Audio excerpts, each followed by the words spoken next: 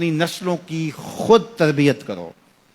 آپ ان درس گاہوں پہ یا ان دانش گاہوں پہ اپنی نسلوں کو نہ چھوڑنا.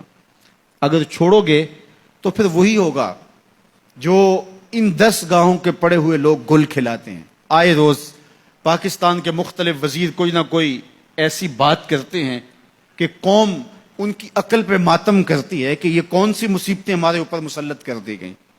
اور اب وزیر اعظم پاکستان نے جو بات چھوڑی ہے اور جس لہجے میں بات کی ہے، تو یہ جو ہے وہ معاملہ اس لیے ہے کہ انہوں نے پڑھا ہی وہاں سے ہے جو مرتب کردہ نصاب ان لوگوں کا تھا جب 1857 کی جنگ آزادی ہوئی.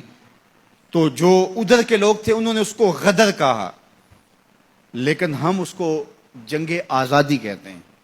تو جو بھی لفظ بولے جاتے ہیں اس کے پیچھے نظریات ہوتے ہیں.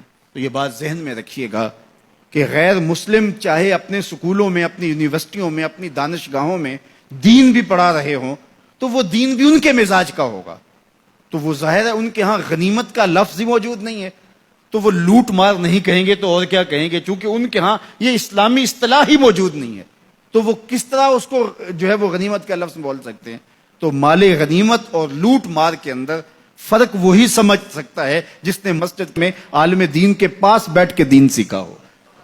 اور جو وہاں سے ہی دین سیکھے گا آپ اس کے خلوص کے لاکھ قصیدے پڑھ لیں، لیکن یہ بات طے شدہ ہے کہ اس نے جہاں سے لیا ہے تو اس کے مطابق ہی اس کی زبان سے نکلے گا.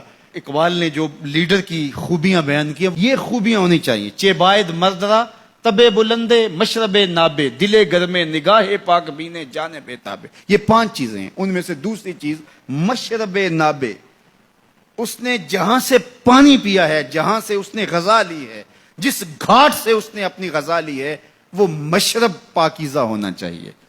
اگر وہ مشرب پاکیزہ نہیں ہے تو اس کے اثرات بدن پر ضرور ہوں گے. اس لیے اپنے مشرب اچھے کرو، اپنی اولادوں کے مشرب اچھے رکھو. یہ فیشن کے فلاں سکول میں ہم نے اپنے بچوں کو داخل کروانا ہے، یہ نسل کو لے ڈوبے گا. یہ 4 دن کی زندگی اصل ہماری زندگی آخرت کی ہے.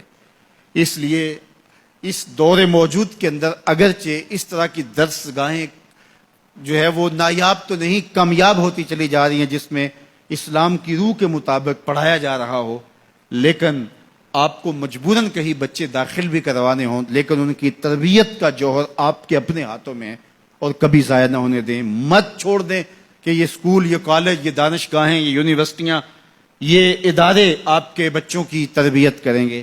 یہ آپ کی تربیت کے ضامن نہیں ہیں.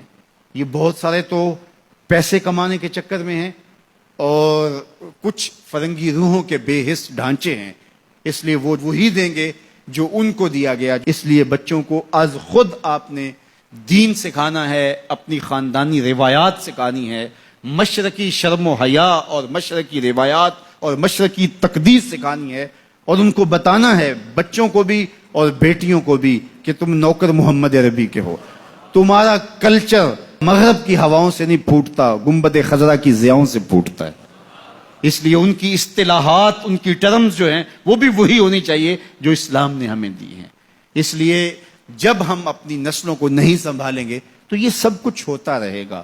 اس لیے میں اور آپ اچھی طرح سے اپنی نسلوں کو سنبھالیں. اس وقت میں یہ فکر لگی ہوئی ہے کہ ہماری آنے والی نسلوں کا کیا بنے گا.